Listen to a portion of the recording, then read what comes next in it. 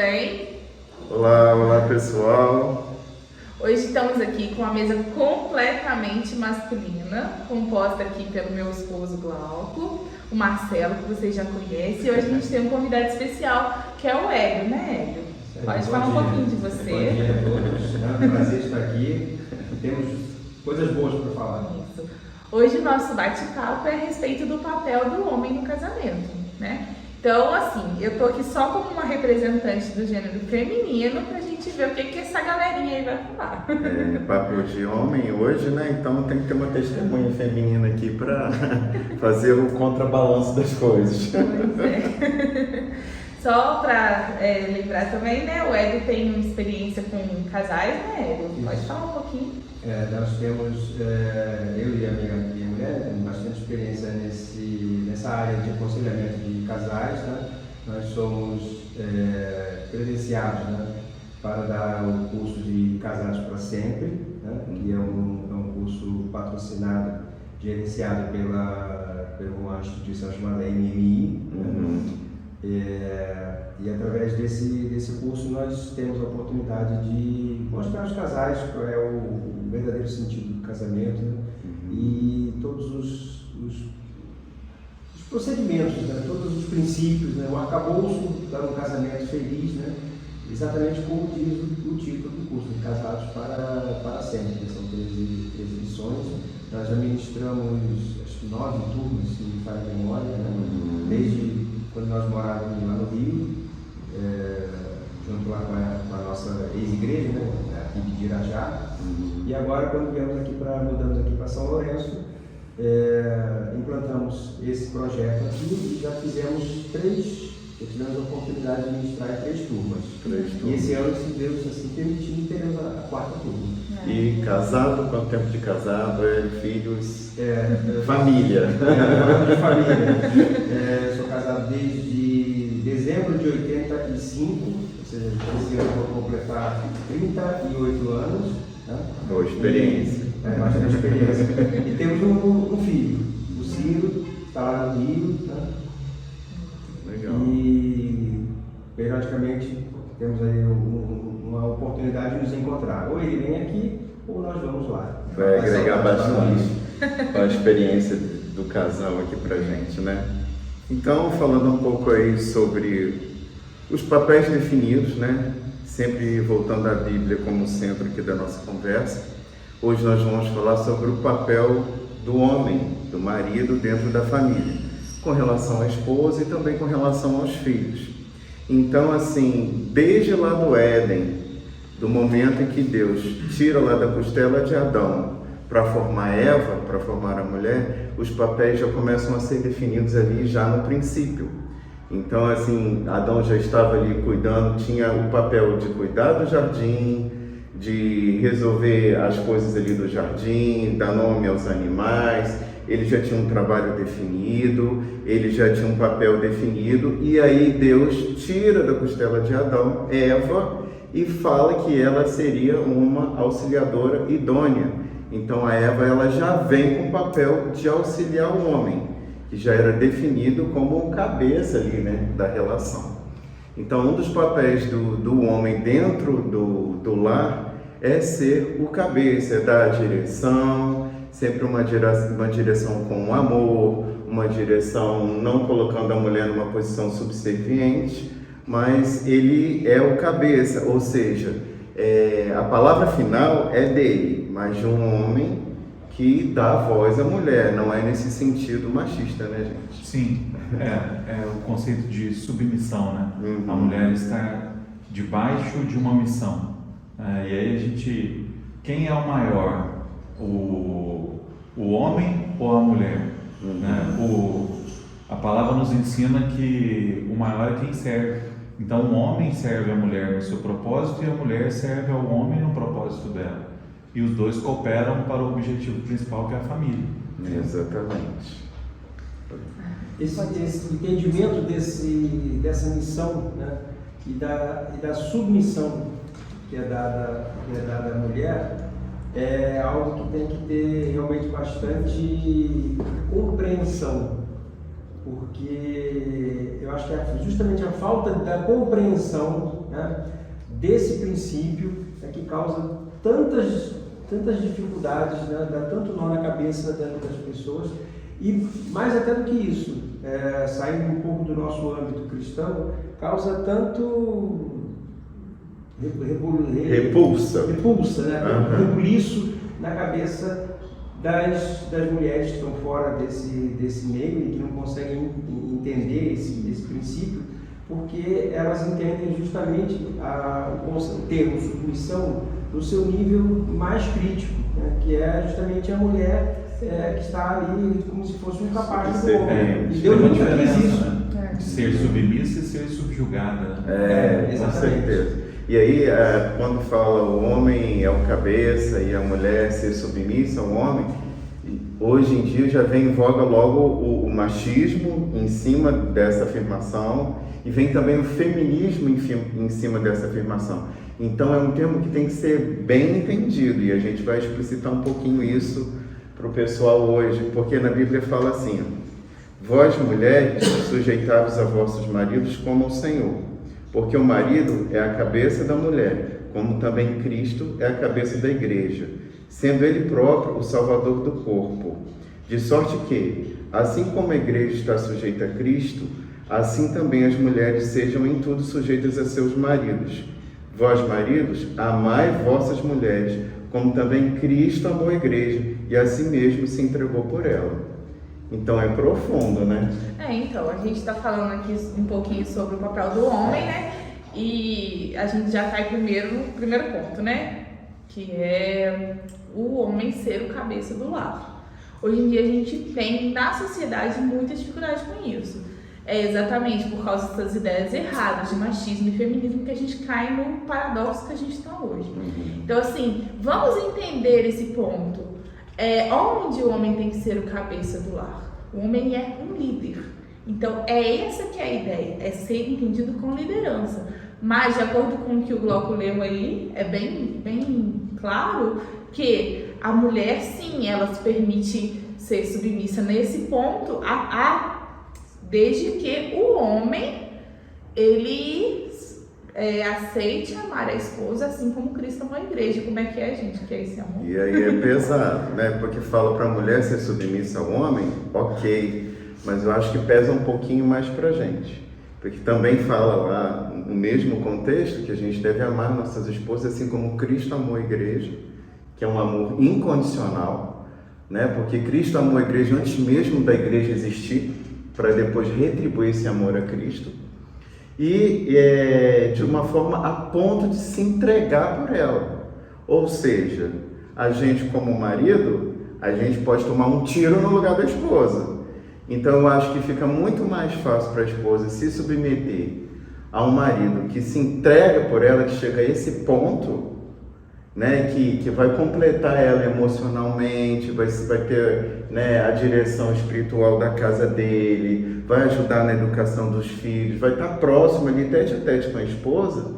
Então, assim, não é uma submissão a título de ser uma coisa subserviente, de não dar voz à esposa, mas é uma submissão onde o marido também vai fornecer um serviço para a mulher, vai estar junto com ela, vai ajudar a esposa também na direção do lar. Aí tem uma coisa que eu queria falar, entrando nesse papel do homem, que eu acho fundamental, o que uma mulher espera de um homem quando ela casa? Na minha visão, assim, uma coisa muito importante é segurança. Ela quer se sentir segura, né? E pegando aqui Deuteronômio 1:31, olha que legal, assim, também no deserto vocês viram como o Senhor, o seu Deus, os carregou, como um pai carrega seu filho por todo o caminho que percorreram até chegar a este lugar. Então está falando que no momento de deserto do povo dele, Deus carregou os seus filhos no colo. Então, assim, ele está demonstrando como nós homens devemos cuidar da nossa família, né? Dando segurança, direção. E é muito importante hoje, quando a gente fala sobre o feminismo, o machismo, todos esses problemas culturais que nós temos vivido hoje, eu vejo que isso é colateral, é a febre, né? Mas qual é a razão? Será que a razão não é, para jogar uma pimentinha assim, não é a falta de cumprimento do homem no seu papel na família?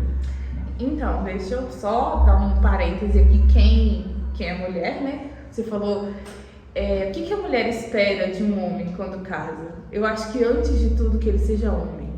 E esse que está sendo uma grande dificuldade. Hoje em dia a gente tem meninos no casamento, e não homens. Então a gente espera o quê? Que esses homens sejam homens. Então aprendam a ser homens. Não filhinho da mamãe, não meninos dentro de casa. Você se submeter a um menino é muito difícil. Agora, você se submeter a um homem de verdade, um homem com todos os atributos que Deus coloca que o homem deve ter, aí o negócio fica muito mais fácil. Você entende que você não é a mãe dele, você está ali, você é a auxiliadora dele. Exatamente. E o homem ele tem que cumprir um papel que a palavra fala, né? Que a Bíblia diz para você cumprir. Então, assim, a Bíblia fala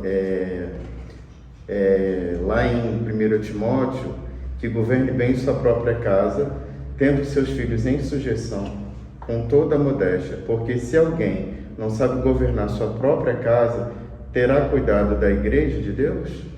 Então, assim, é um mandamento que o homem tome uma posição de governo de dentro da sua casa. Porque quando isso não acontece e os papéis são invertidos, existem sérios problemas, tanto na relação homem e mulher, quanto na relação pai e mãe com os seus filhos. Então, assim, são papéis bem definidos. O homem, ele precisa se sujeitar a Deus. É um homem que sabe ouvir a Deus, é um homem que deixa a sua esposa opinar, que deixa a sua esposa o ajudar também. É um homem que deve ser o provedor da sua casa, é um homem que deve fazer a sua esposa feliz, é um homem que deve ajudar na educação dos seus filhos. Então é um homem que governa a sua casa. Então, assim, não é aquele título de deixar a mulher numa posição subserviente. Ele deve escutar a sua esposa. Até porque nós homens, às vezes, nós somos muito focados.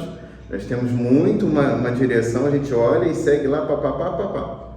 Mas a mulher, ela consegue enxergar de uma forma radial. Ela enxerga ao redor. Então, muitas vezes, a gente está muito focado numa coisa e a mulher, ela chega e vê em volta a situação. Então, aquele conselho, às vezes, vai fazer o homem governar com muito mais direção, né? Então, a questão do papel do homem, nós temos que entender o seguinte, ele continua imutável de acordo com o que nós acreditamos, né, e professamos na crença cristã, né? Então, desde lá da fundação do mundo até hoje, os princípios são os mesmos, né? Como já foi citado aqui, o homem ser provedor, ser protetor da família, ser o cabeça, ser o líder espiritual, né? Todas essas atribuições continuam exatamente as mesmas, não mudou nada disso de acordo com a crença e a doutrina cristã, né? Desde lá do início até hoje continua exatamente o mesmo.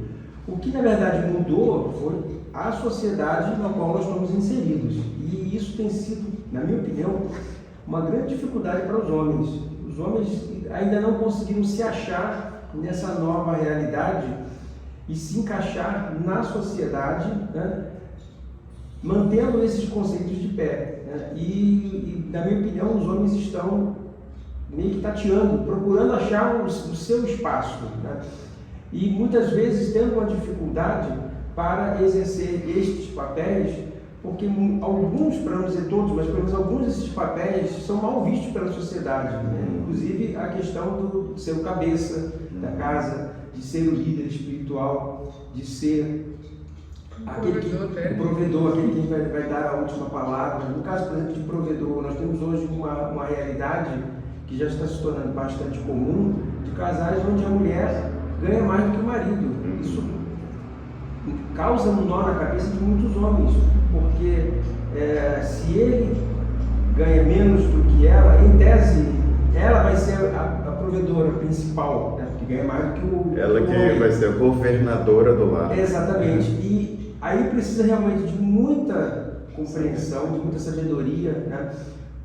Por parte do casal e também por parte da mulher, para ela entender que mesmo que numa situação como essa, em que ela tenha rendimento, né, maior do que o homem, ela tenha a sabedoria de seguir o princípio bíblico e deixar que o homem seja o cabeça da casa, né, e seja aquele quem vai dar a última palavra, né, mas não esquecendo também do princípio de que a autoridade, né, não é autoritarismo. Exatamente. Né? O homem tem que ouvir a mulher. Né?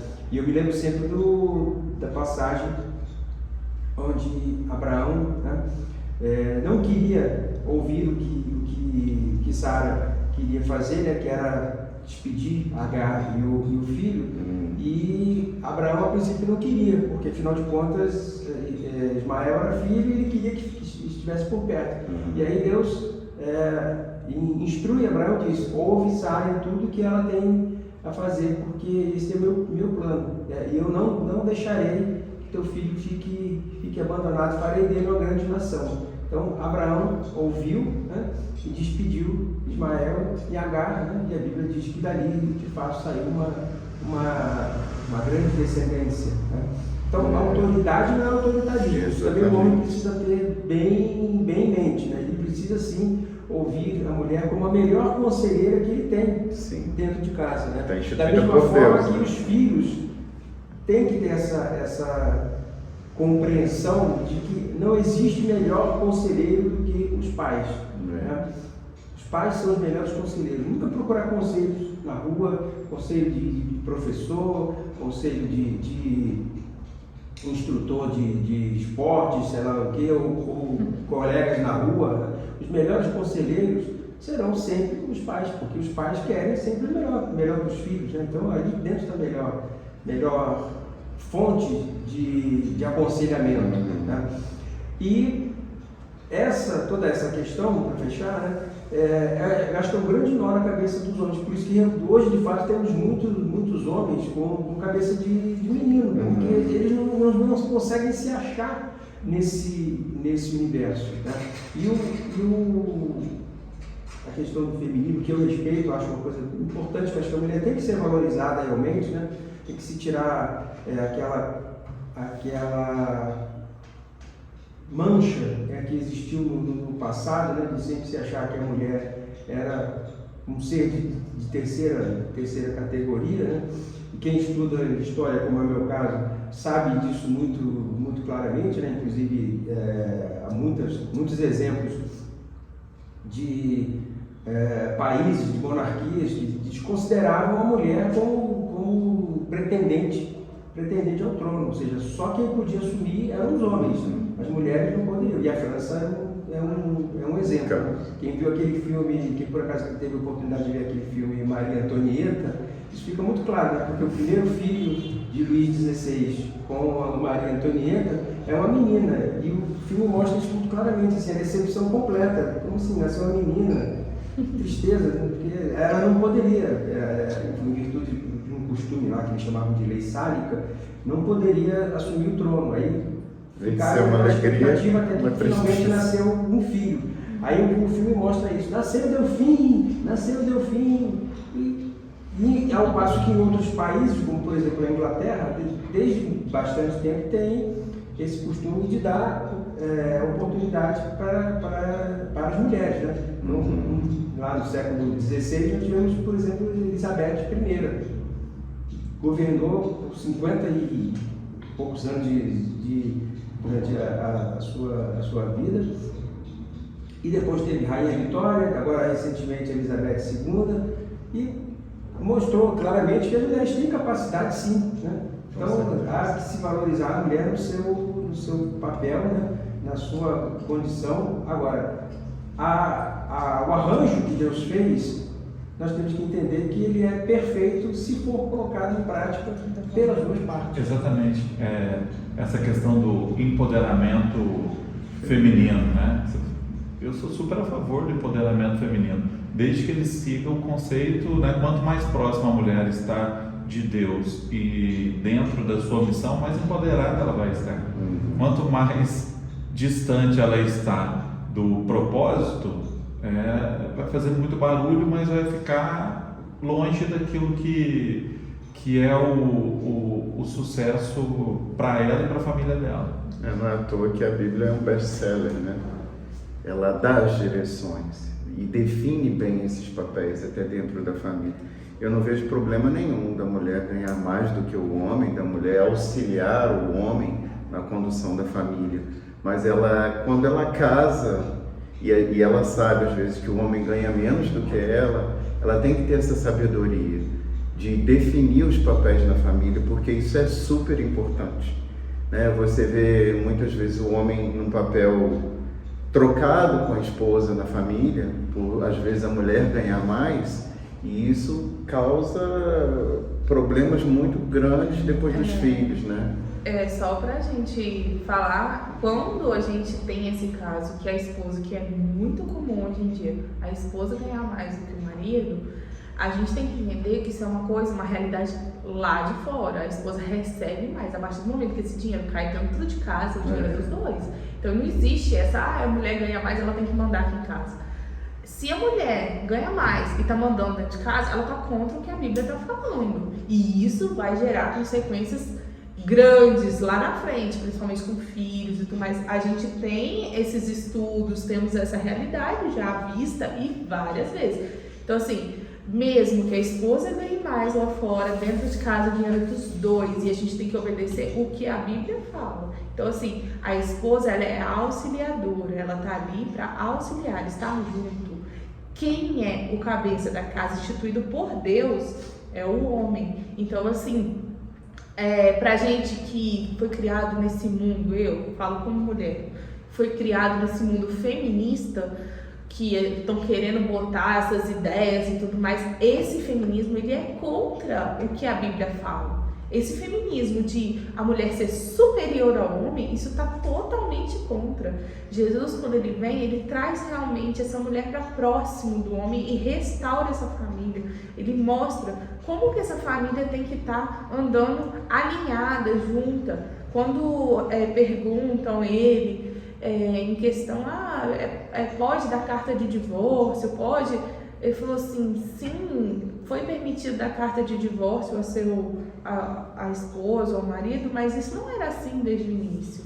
Deus não constituiu isso para ser normal. Isso é uma exceção por causa da dureza do coração do homem, não para ser uma coisa comum. Hoje em dia, a gente falando de divórcio, um dos grandes causadores de divórcio é esse homem que às vezes não assume realmente o papel de homem, e a mulher às vezes fica com mais uma criança dentro de casa, né? Mais um filho. Mais um filho. Então assim, muitos casos de divórcio sim por causa dessa subjugação do homem, o homem se subjugando dentro de casa. Às vezes a esposa ganha mais e ele não sabe lidar com isso.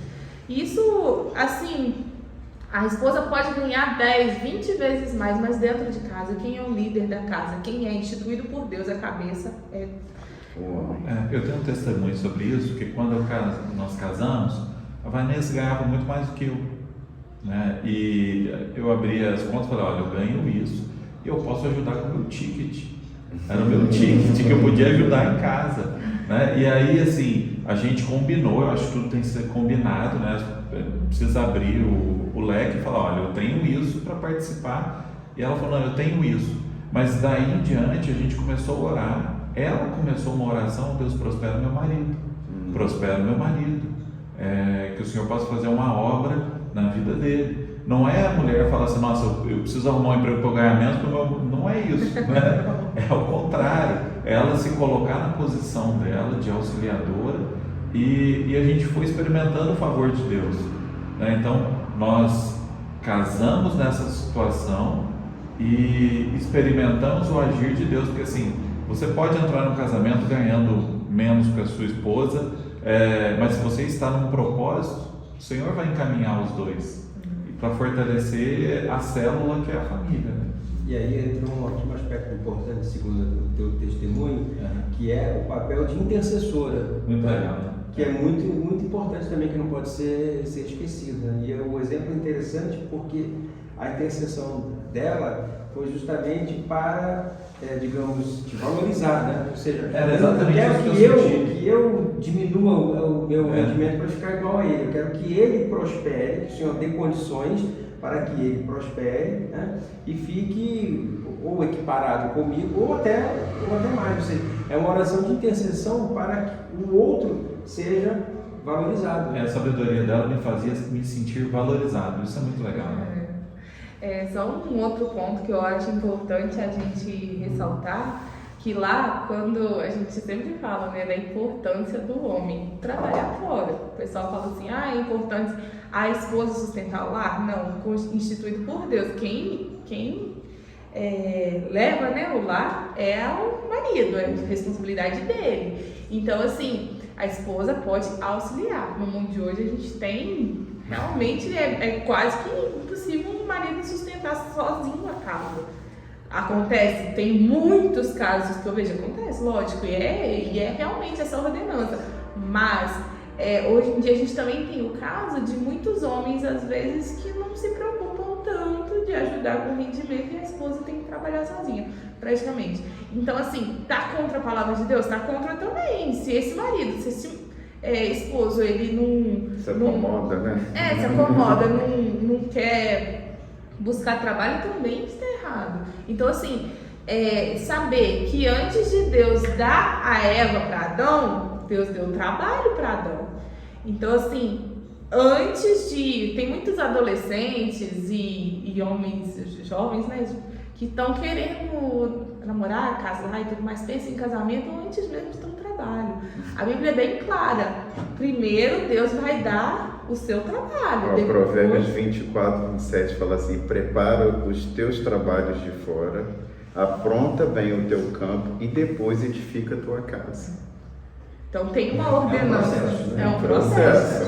Trabalhe primeiro. Adão aqui está aqui do seu trabalho, você vai dar nome para todos os bichos, você vai vigiar o jardim, vai fazer tudo. Aí depois Deus deu o que? A Eva para ele. Então primeiro a gente tem que lembrar. Muitos homens às vezes já pensam em casar e tudo mais. Primeiro, o que tá? Pode ler Provérbios de novo? Prepara os teus trabalhos de fora, apronta bem o teu campo e depois edifica a tua casa. Provérbios 24, 27. Então, assim, tem acontecido muito isso mesmo. E até dentro das igrejas. Exatamente, principalmente dentro da igreja, porque o pessoal de fora fica preocupado, né, de sair o pessoal fora, de fora vamos casar os adolescentes, vamos casar os jovenzinhos. E o trabalho? E o sustento do lar, que é a função do homem, né? Deus colocou lá desde o Éden, Adão cuidar do jardim. Então quem cuida, quem governa é o homem. Muitas vezes a mulher até pode ganhar mais, como a gente falou, mas ela tem que entender o papel dela dentro do casamento, o homem o papel dele dentro do casamento e os filhos como vão ser criados. Então, assim, tem papéis bem definidos. E quando a gente sai disso, começam a acontecer os problemas. Então, assim, vamos casar, que senão vai dar problema. E o deixar? E a família que às vezes sustenta aquele lar, que obviamente quem sustenta vai querer opinar. Vai querer estar junto ali nas decisões. E aí como é que fica? Aí a gente arruma uma coisa e produz outros problemas, né? Em tese, tenta-se resolver um problema criando outro. Exatamente. Então, o mais complicado de resolver, né? Porque, como foi mencionado, é todo um processo, né? Ou seja, primeiro iniciar sua carreira profissional, né? Seu trabalho, onde tem o seu sustento. A partir daí, então, fazer toda a preparação, né? E depois, finalmente, o casamento. Né? Deixar assim, bem claro também que assim, o homem não precisa ser rico para casar, né? O que a gente ampara aqui na Bíblia é que ele tem que ter um trabalho, ele tem que ter um sustento. Então, assim, vou casar, mas não tenho nada. Meu pai que vai cuidar da minha casa, minha mãe, minha sogra, meu sogro. Né? Então, assim, não precisa ser rico, mas Ele tem que acordar de manhã e ir trabalhar, ele tem que ter as responsabilidades dele como o homem, o provedor, o governador do lar. Ele entendendo esse básico, depois eu gosto muito daquela palavra, o nobre projeta coisas nobres, o casamento é um projeto nobre, e na sua nobreza perseverará, e tem uma outra tradução que é prosperará. Então você entra num projeto nobre com a sua esposa, você tem condição de suprir o básico e Deus vai abrindo as portas. Exatamente. Ele vai abrindo, vai criando músculos emocionais para que o casal consiga ir construindo a sua vida. Eu acho que o homem, ele não pode deixar essa responsabilidade de provedor, de governador do lar, nem para os pais e nem só para a esposa, porque senão a esposa passa a ser a governadora do lar. Então tem que ter papéis bem definidos, e não é à toa que na Bíblia tem lá os papéis bem definidos. E é claro que é uma liderança que não é uma liderança machista, é uma liderança de um homem que vai realmente dar voz à esposa, né? Vai ouvir a esposa, mas tem que ter isso. Então, tem um outro ponto também que a gente tem que falar, né? Que a gente já até pincelou ele, mas acho que a gente podia voltar rapidinho para a gente falar um pouquinho de um outro mandamento de Deus, que é o homem amar a sua esposa. Amar a sua esposa assim como Cristo amou a igreja. Logo já falou. E como que Cristo amou a igreja? O que Cristo fez pela sua igreja? Entregou por ela. Entregou a sua vida por ela. Então, assim, logo falou, tomar um tiro, isso claro, isso é o que a Bíblia fala, é amar a ponto de dar a sua vida. Então, um homem que te ama a ponto de dar a sua vida por você, você confia, você sabe que o que ele vai falar, o que ele vai fazer é o melhor realmente para sua família, porque ele te ama.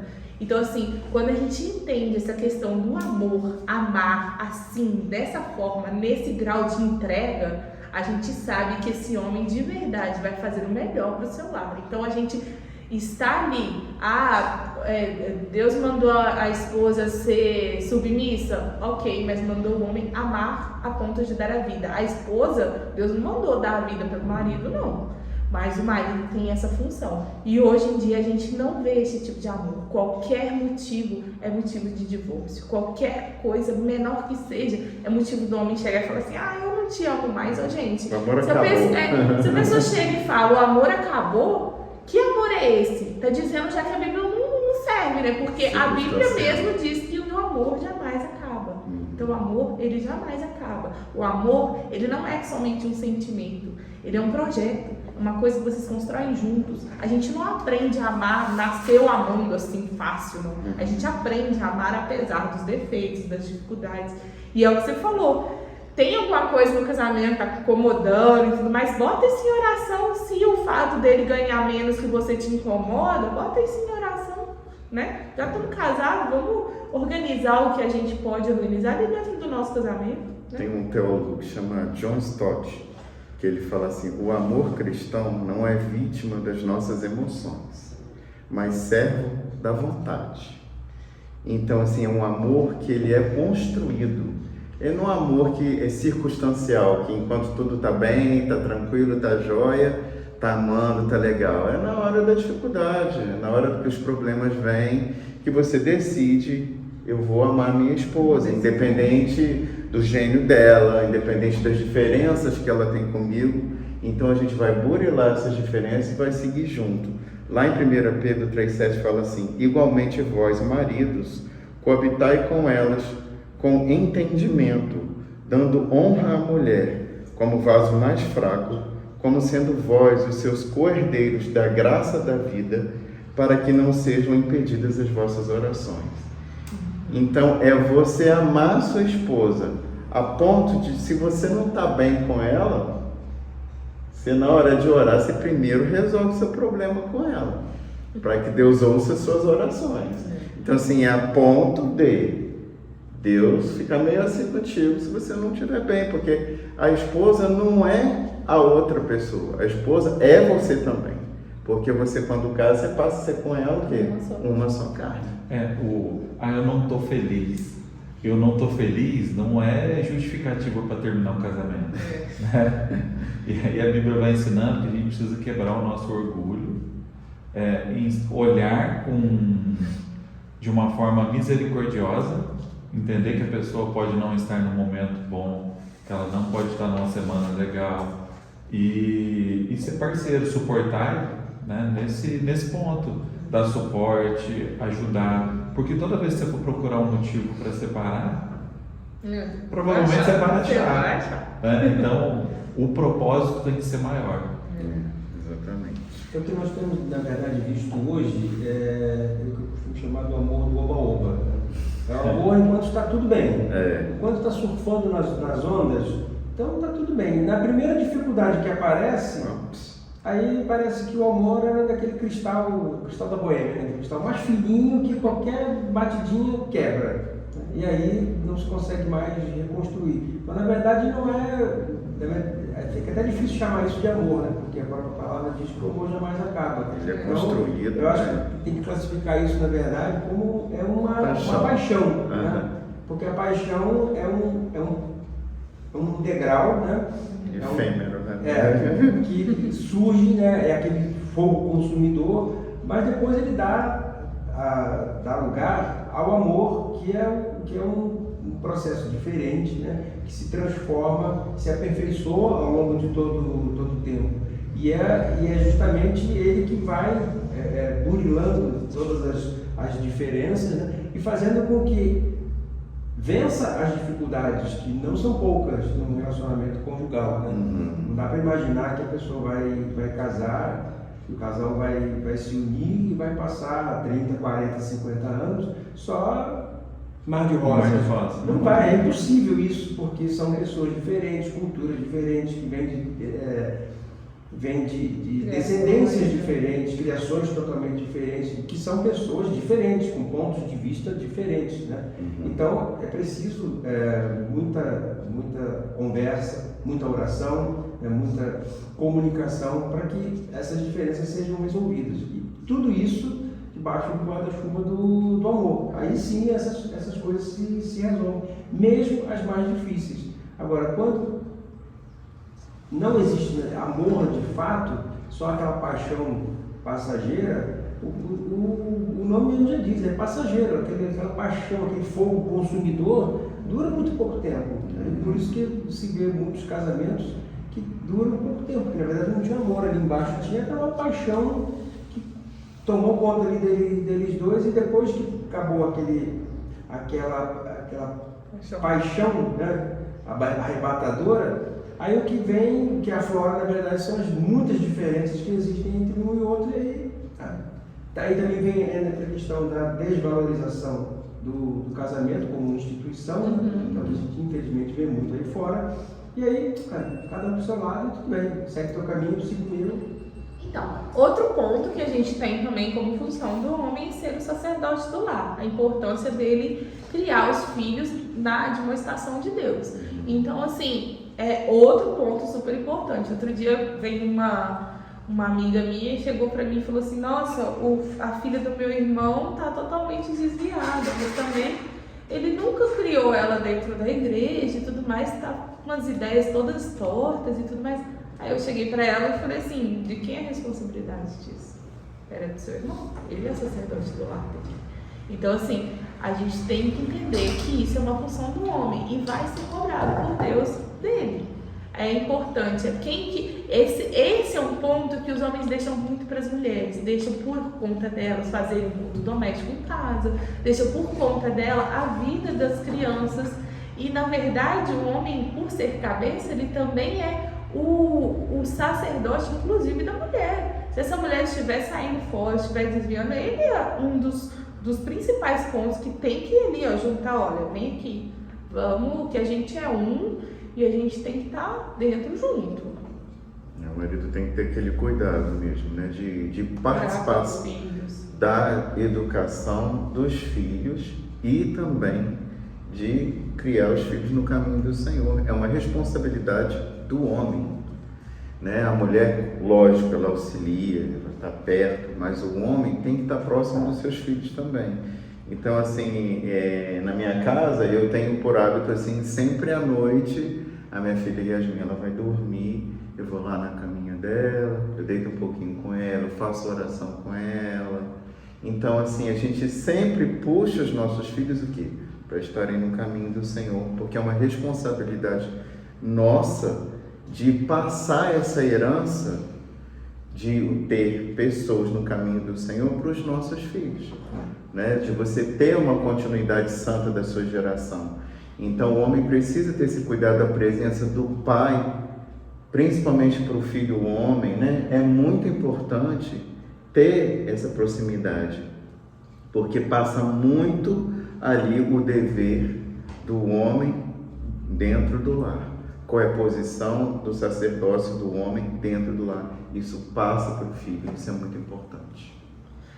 Hoje em dia a gente tem muitos pais que se ausentam nessa função em relação aos filhos, e aí o filho tem como alvo a mãe, e aí acha a mãe a coisa mais maravilhosa do mundo, a mãe é a heroína, aí almeja uma pessoa como a mãe. E assim, isso tem sido muito sério dentro dos lares, principalmente de lares cristãos. Então vamos, homens, acordem, filho é responsabilidade sua também, principalmente na educação dentro da igreja.